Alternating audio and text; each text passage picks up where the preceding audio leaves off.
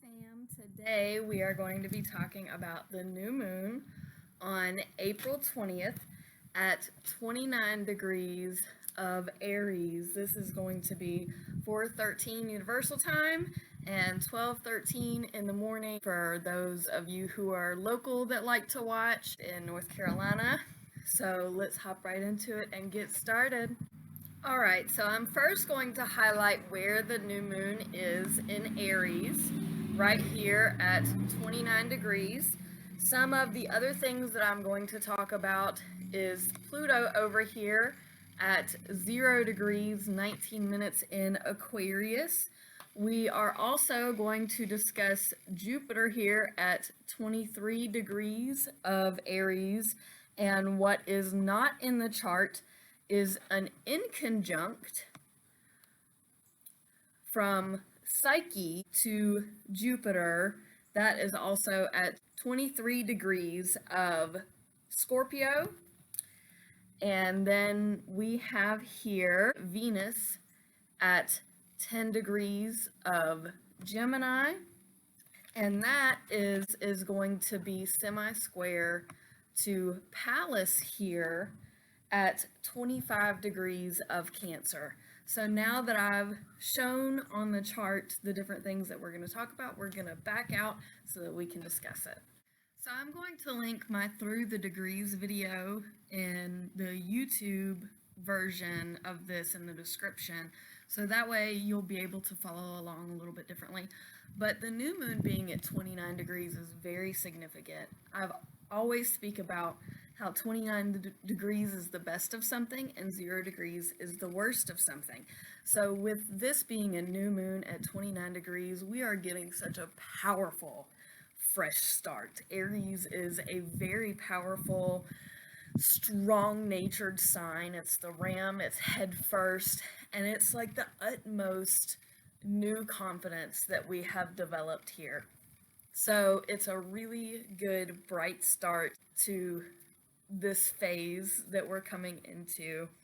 Something that is a backdrop to this is Pluto at 0 degrees. So 0 degrees, as you know, I consider, and most astrologers would agree, the kind of worst place to be in as far as in any sign, any planet in any sign at this degree.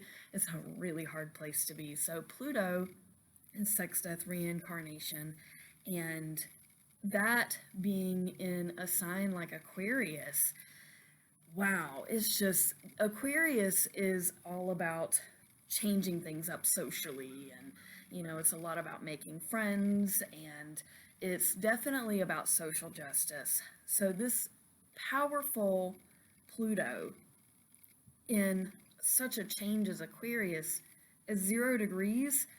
Any kind of riots or protests that we want to move forward societally may backfire at this time. It's, even though you're going to want to go out and you're going to want to speak and you're going to want to share, it's liable to backfire on you in a really hard way.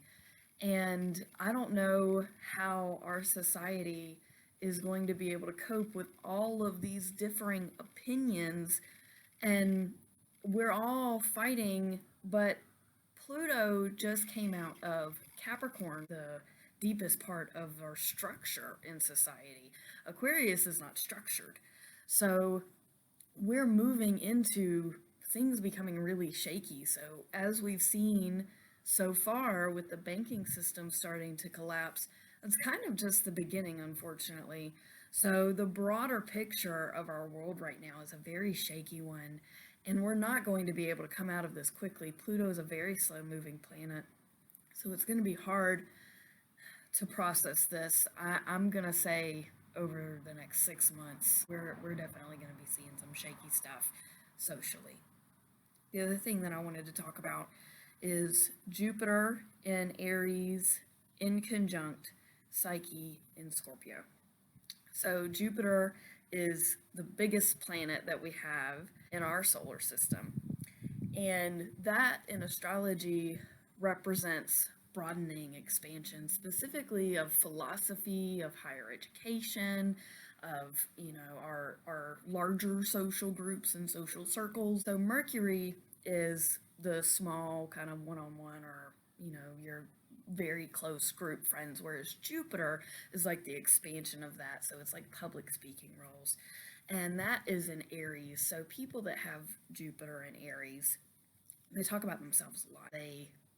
And that's basically all they talk about is themselves. They can't seem to get outside of that bubble, and they make their problems much more dramatic and much bigger than what they really are. But they also forget about conversations really quickly because they just want to talk about what's happening with them. So the issue, because there is expansion in Aries, I am going to forewarn some of you that have a lot of planets in Aries, you may find yourself having more headaches at this time.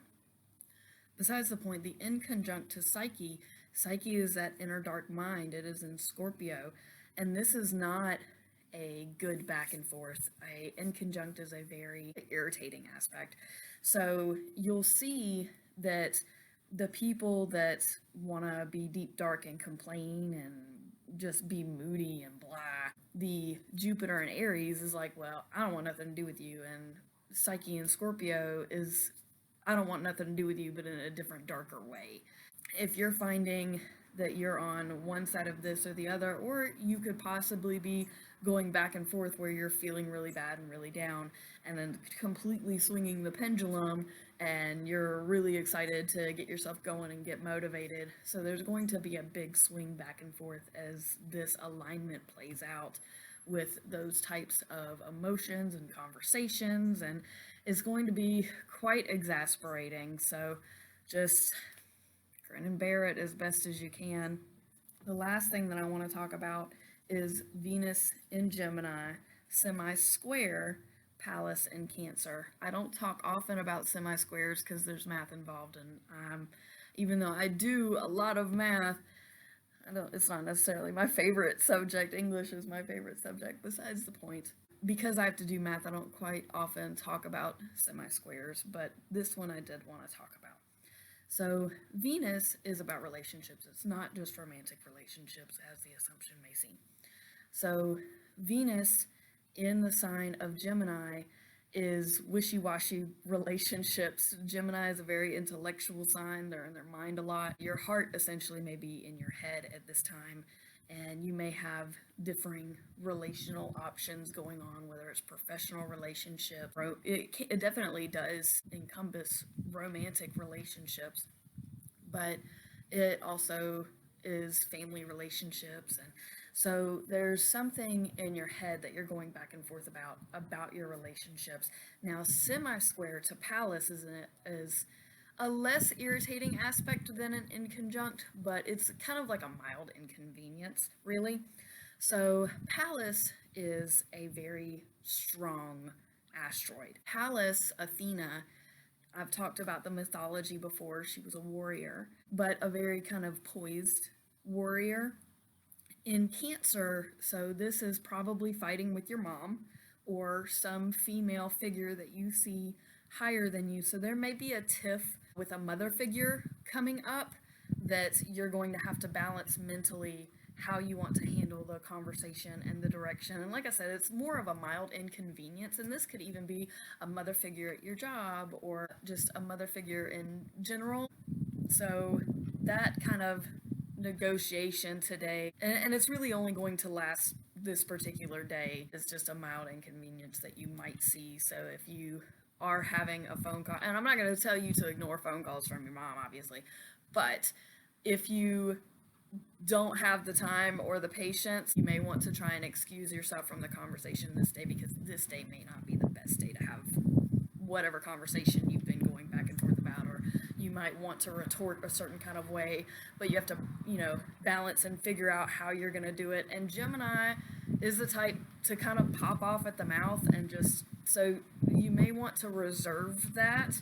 And any mother figures that are watching this, don't pick a fight with the people that are your children today, because I don't know how well they're going to be able to handle it. So if you have any questions or you want a reading with me, you can absolutely contact me. You can find me everywhere on social media. If you like stuff like this, press all the buttons that people normally tell you to press. Thanks for watching. Peace out, fam.